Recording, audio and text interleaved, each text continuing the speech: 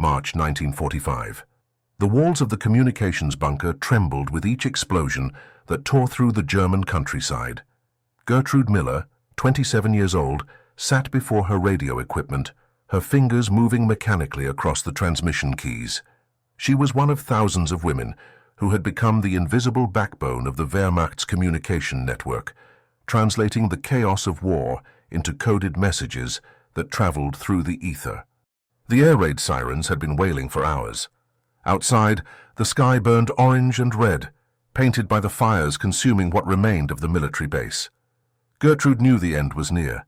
Everyone knew, but duty demanded they continue, transmitting coordinates, reporting movements, maintaining the illusion of order in a world collapsing around them. Then came the sound no one expected, not the whistle of falling bombs, but the deep, guttural crack of structural failure. The reinforced concrete wall behind her split like paper. Time fractured into slow motion. Gertrude turned her head just enough to see the massive section of wall tilting toward her. She tried to move, but her body responded too slowly. The impact was instant and absolute. A crushing weight pinned her right side, trapping her beneath tons of rubble. The pain in her hip exploded through her body like white fire. She screamed, but the sound was swallowed by the chaos of continued bombardment. Dust filled her lungs. Blood pooled warm beneath her legs. It took 3 soldiers to pull her free. Their faces were grey with exhaustion and defeat. They dragged her to the makeshift field hospital, a converted supply depot where the wounded lay in rows that seemed endless. Gertrude clutched her hip, feeling something fundamentally wrong in the way her leg hung at her side. The military doctor spent 30 seconds examining her. His eyes were hollow, his hands shaking from days without sleep. "The hip is damaged," he said without emotion. "But you can walk. We need the beds for the soldiers." Gertrude wanted to protest, to explain that every movement sent lightning through her spine, that her leg wouldn't support her weight properly. But she saw the men around her, soldiers with missing limbs, boys with faces destroyed by shrapnel, men dying slowly from infections and internal bleeding. Her pain seemed suddenly small, almost selfish. They gave her a crutch and sent her back to the communications station. For 3 more days, Gertrude worked through the agony, transmitting messages that grew increasingly desperate.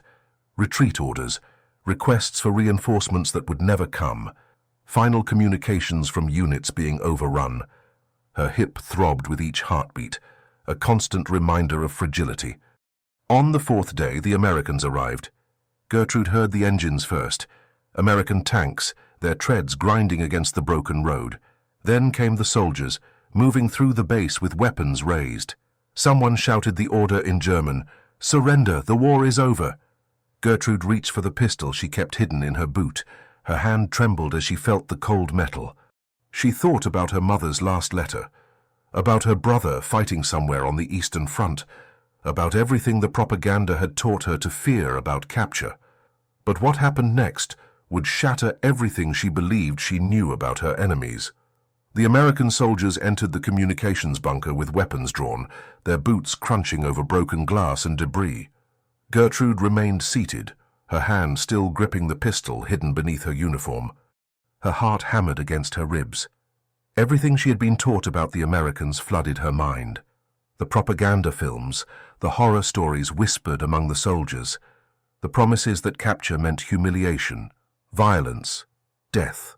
A young sergeant approached her, his rifle pointed at the ground. He couldn't have been more than 22 years old.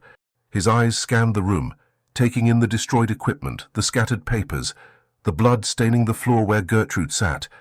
"Ma'am," he said in broken German, "hands where I can see them." Gertrude's fingers tightened around the pistol.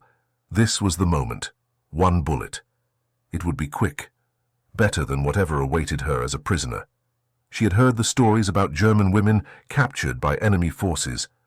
Her mind raced through the possibilities, each more terrifying than the last, but something stopped her.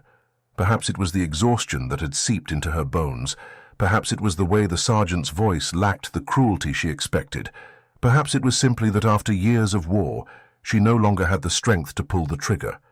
Slowly, she raised her hands.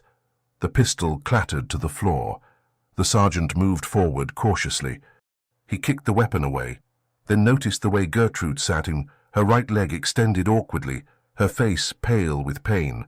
He called over his shoulder in English, words Gertrude couldn't understand. Another soldier approached, this one older, with a medic's armband. "You're injured," the sergeant said, crouching beside her. His German was terrible, but his meaning was clear. Gertrude nodded, unable to speak. Shame burned through her chest. This was how it ended. Years of service, of dedication to the Reich, reduced to sitting helpless before enemy soldiers while her body betrayed her with pain and weakness. The medic examined her hip with gentle hands. Gertrude flinched, expecting roughness, cruelty, the violence she had been promised. Instead, the man's touch was careful, professional. He spoke to the sergeant, then to Gertrude directly, though she understood nothing of his English. They helped her stand. The movement sent fire through her hip, and she gasped, nearly collapsing. Immediately, the sergeant steadied her, his arm supporting her weight. Another soldier brought a makeshift crutch. They guided her slowly toward the door, matching their pace to her stumbling steps. Outside, the late afternoon sun revealed the full devastation of the base, buildings reduced to skeletal frames, craters pocking the earth like wounds. Smoke rising in thick columns against the pale sky. Dozens of German soldiers and personnel sat in organized groups, hands visible, weapons confiscated. American troops moved among them with clinical efficiency. Gertrude was led toward a military truck where other prisoners waited. As she approached, she saw other women from the communications unit. Their faces mirrored her own confusion. No beatings, no executions, no screaming threats. Just quiet, methodical processing of surrender. As the sergeant helped her climb into the truck, supporting her injured leg, Gertrude felt the first crack in the foundation of everything she had believed. The Americans handled her not as a hated enemy, but as a human being who happened to be injured. The truck engine roared to life, carrying her toward an unknown future that terrified her more than any bullet ever could. The journey across the Atlantic took 17 days. Gertrude spent most of it below deck, crowded with other female prisoners in conditions that were uncomfortable, but not cruel. They received meals twice daily, bread, canned meat, water, simple food, but more than many German civilians were eating in the ruins of their cities. The ship's doctor checked on the wounded regularly, changing bandages, distributing aspirin for pain. Gertrude's hip throbbed with the ship's constant motion, but she said nothing. Around her, women whispered in the darkness. Some cried, others prayed. A few sat in stunned silence, unable to process the magnitude of their defeat. When the ship finally docked, Gertrude caught her first glimpse of America through a small porthole. The harbor stretched vast and undamaged, filled with ships and cranes and endless activity. No bombed buildings, no rubble, no fires, just order and abundance that seemed impossible after years of destruction. They were loaded onto trains. Gertrude pressed her face against the window as America rolled past. Farmland stretched to the horizon, untouched by war, towns with intact buildings and lit streets, people walking freely, children playing. It looked like photographs from before the war, like a world that had somehow escaped history. The train carried them west for 3 days, through landscapes that grew increasingly stark and beautiful. When they finally stopped, a sign read Utah. The prisoner camp sat in a desert valley surrounded by red rock mountains. Rows of barracks stood in precise formation behind wire fences. Guard towers watched from the corners. But something was fundamentally different from what Gertrude expected. The guards carried rifles, yes, but their postures were relaxed. No dogs barking, no screaming orders, no atmosphere of terror. As the prisoners filed through the gates, American officers checked names against lists. A female soldier, wearing the same uniform as the men, directed the German women toward their assigned barracks. Gertrude limped along, her crutch sinking into the sandy ground. Inside the barracks, she found rows of beds with thin mattresses, blankets folded at the foot of each. A coal stove sat in the center for heat. Windows had glass. The floor was wooden, clean. It wasn't comfortable, but it was shelter. Real shelter. An American nurse entered, accompanied by a translator. "Dinner is in 1 hour," the translator announced in German. "Tomorrow morning, you'll receive medical examinations. Anyone with injuries or illness should report to the infirmary." Gertrude raised her hand slowly. "My hip," she said quietly. "It was injured in an air raid." The nurse made a note. She looked at Gertrude not with contempt or indifference, but with something that resembled concern. Professional concern, perhaps, but concern nonetheless. That night, lying on her narrow bed, Gertrude stared at the ceiling. Around her, other women whispered in the darkness. Some discussed escape plans that would never materialize. Others wondered about families left behind in the ruins of Germany. But Gertrude's mind circled a single undisturbing question. Why were the Americans treating them like human beings? Everything she had been taught said this kindness was impossible, that the enemy was cruel, savage, inhuman. Yet here she was, warm, fed, and safe, while Germany burned. The medical examination came at dawn. Gertrude joined a line of women outside the camp infirmary, watching as each prisoner disappeared through the door and emerged minutes later with papers documenting their health status. When her turn arrived, she limped inside, her crutch echoing against the linoleum floor. The examining physician was a woman. This fact alone startled Gertrude. Dr. Margaret Chen, according to the nameplate on her desk, wore the same military uniform as her male colleagues, the same rank insignia, the same air of professional authority. In Germany, women could be nurses, assistants, support staff, but never doctors with full military rank. Dr. Chen gestured for Gertrude to sit. Through the translator, she asked about the injury. Gertrude explained the collapsed wall, the field hospital's dismissal, the weeks of walking on damaged bone and tissue. As she spoke, the doctor's expression shifted from clinical interest to something harder to define, disapproval, perhaps, not at Gertrude, but at the circumstances. "I need to examine the hip," Dr. Chen said.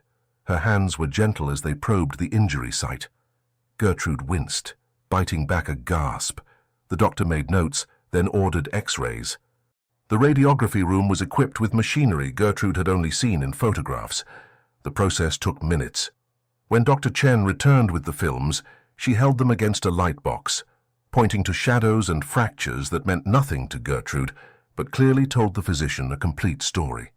"The hip socket is fractured," the translator conveyed. "You've been walking on it for weeks, which caused additional damage. You need rest, physical therapy, and proper pain medication. You should never have been sent back to work." Gertrude felt tears burning behind her eyes, not from pain, but from the strange weight of being seen, of having her injury acknowledged as real, as worthy of care. The German military doctor had looked at her for 30 seconds and dismissed her suffering. This American woman had spent 30 minutes documenting every aspect of her condition. Dr. Chen prescribed medications, scheduled therapy sessions, and ordered Gertrude excused from heavy labor duties. As Gertrude prepared to leave, the doctor did something unexpected. She placed a hand on Gertrude's shoulder, a gesture of human connection that transcended language and nationality. "You'll heal," the translator said, conveying the doctor's words. "See, it will take time, but you'll walk properly again." Outside, the camp had come alive with morning routines. Women lined up for breakfast, guards conducted roll call with businesslike efficiency. In the distance, Gertrude saw American female soldiers laughing together as they walked between buildings, their presence as natural and unremarkable as their male counterparts.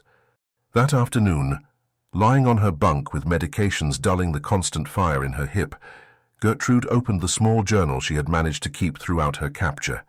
Her hand trembled as she wrote, "They treat us with rules, with order, with something that feels dangerously close to respect. How do I reconcile the monsters I was taught to fear with these people who heal my wounds?" The days acquired rhythm: wake at 6, breakfast at 7, work assignments at 8. Gertrude, excused from heavy labor due to her injury, was assigned to the camp library, sorting books and organizing educational materials. The work was light, almost pleasant, and it gave her time to observe the strange machinery of American prisoner management. The camp operated according to written rules posted in both English and German. The Geneva Convention, the translators explained, a treaty that dictated how prisoners of war must be treated. Gertrude read the posted excerpts with growing disbelief. Adequate food, medical care, protection from violence and humiliation, payment for labor, the right to send and receive letters. These weren't suggestions. They were requirements the Americans followed with almost religious adherence. In the library, Gertrude met other prisoners who had been there longer. A former schoolteacher named Ilse explained the camp's economy. "They pay us," Ilse said, her voice still carrying traces of wonder. 80 cents per day for our work. We can buy things at the canteen, soap, cigarettes, chocolate." "They pay us," Gertrude repeated. The concept seemed absurd. Prisoners earning wages from their captors. "It's in the convention," Ilse explained. "Article 27, I think. They follow it exactly." That evening, Gertrude attended her first physical therapy session. The therapist, a middle-aged man named Corporal Williams, spoke no German, but his instructions transcended language. Gentle stretches, careful exercises designed to rebuild strength without causing further damage. He demonstrated each movement on himself first, then guided Gertrude through the motions with patient hands. The pain was significant, but different from before. This was the pain of healing, of tissue learning to work correctly again. Corporal Williams smiled when she completed the session, giving her a thumbs-up gesture that needed no translation. Walking back to her barracks, Gertrude passed the camp mess hall. Through the windows, she saw American soldiers eating the same food served to prisoners. Not exact portions, perhaps, but the same quality, the same basic meals. The guards didn't dine on luxuries while prisoners starved. They shared the military's standard rations. A group of American nurses sat outside their quarters, enjoying the evening air. One of them waved at Gertrude as she passed, a casual gesture of acknowledgement between human beings. Gertrude, uncertain how to respond, nodded back stiffly. That night, she wrote in her journal again, "I begin to understand something terrible. The Americans are not cruel because they choose kindness. They are kind because they believe it is the correct way to behave, even toward enemies. They have rules, and they follow them regardless of emotion or convenience. This is more frightening than hatred. Hatred, I understand, but principled mercy. This challenges everything." Her hip ached less than yesterday. The medications worked. The therapy worked.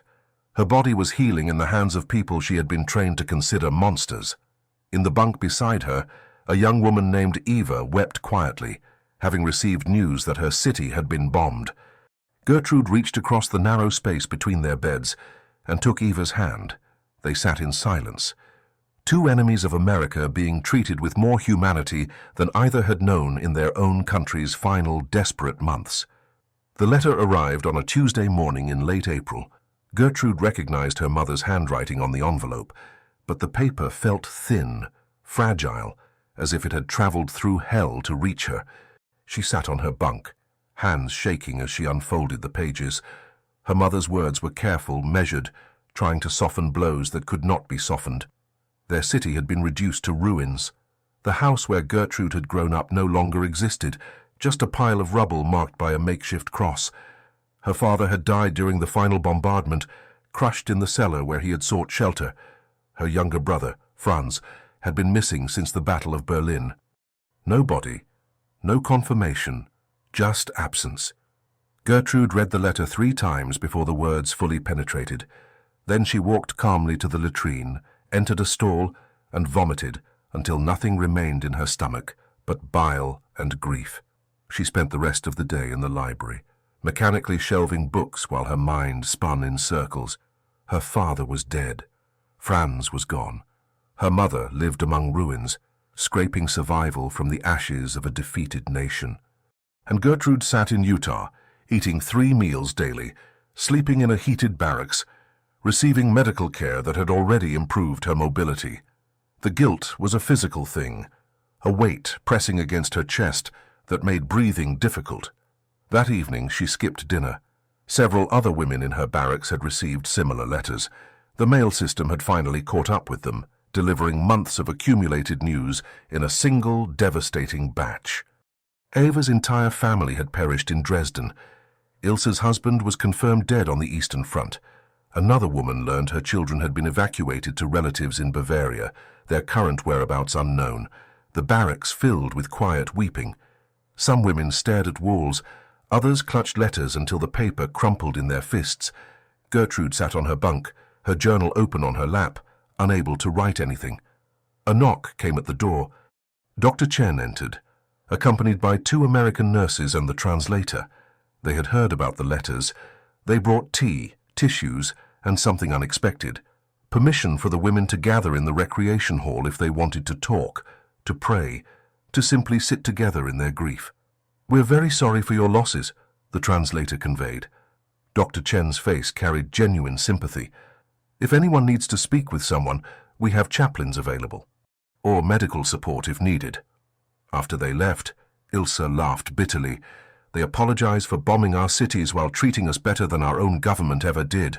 How do we process that?" No one had an answer.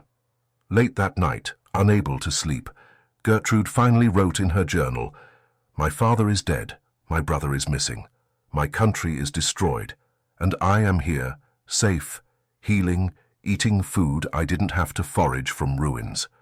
The Americans show us mercy while we are drowning in the consequences of our nation's choices. They treat us with dignity we do not deserve.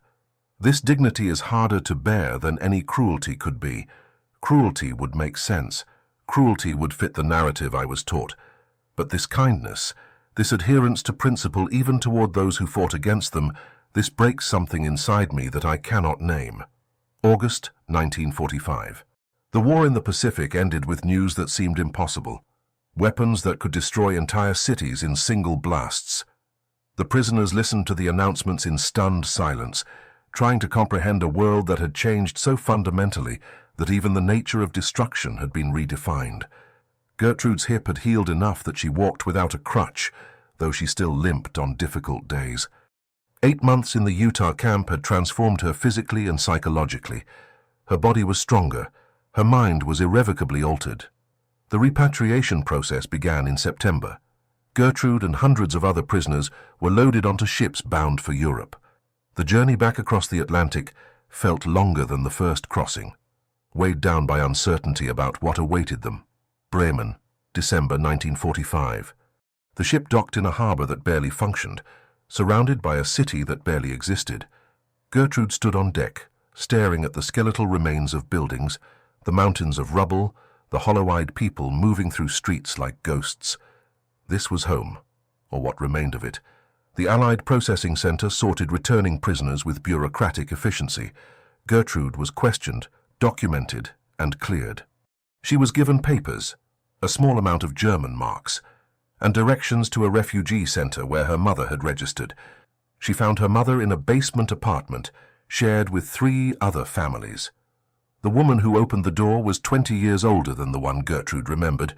Grey hair, hollow cheeks, hands roughened by labor and deprivation. They embraced without words, because words felt inadequate for the chasm that had opened between past and present. That night, sharing watery soup made from rations and root vegetables, Gertrude tried to explain her experience. "The Americans," she began carefully, "they treated us according to rules. They gave us food, medical care. They followed the Geneva Convention."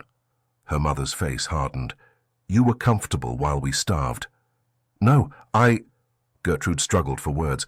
"I'm trying to say they weren't the monsters we were told about. They showed us humanity." "Humanity?" Her mother's voice rose. "They destroyed our cities. They killed your father, and you want to praise them?" A neighbor woman, overhearing from the next room, spat on the floor. "Collaborator," she muttered loud enough to be heard. The word hung in the air like poison. Gertrude felt it settle on her skin, branding her with an accusation she couldn't fully deny or defend. She had survived. She had been treated well. In a world where survival itself felt like betrayal, her health and relative peace seemed like evidence of complicity. Over the following weeks, Gertrude searched for work. Her skills as a radio operator were useless in a city without functioning infrastructure. Her education meant little when everyone was simply trying to survive. She found occasional translation work for the Allied occupation forces, which only deepened the suspicion her neighbors harbored. One December evening, Translating documents at a British administrative office, she overheard two officers discussing the Nuremberg trials, the revelations about concentration camps, about systematic extermination, about horrors that exceeded even war's normal brutality,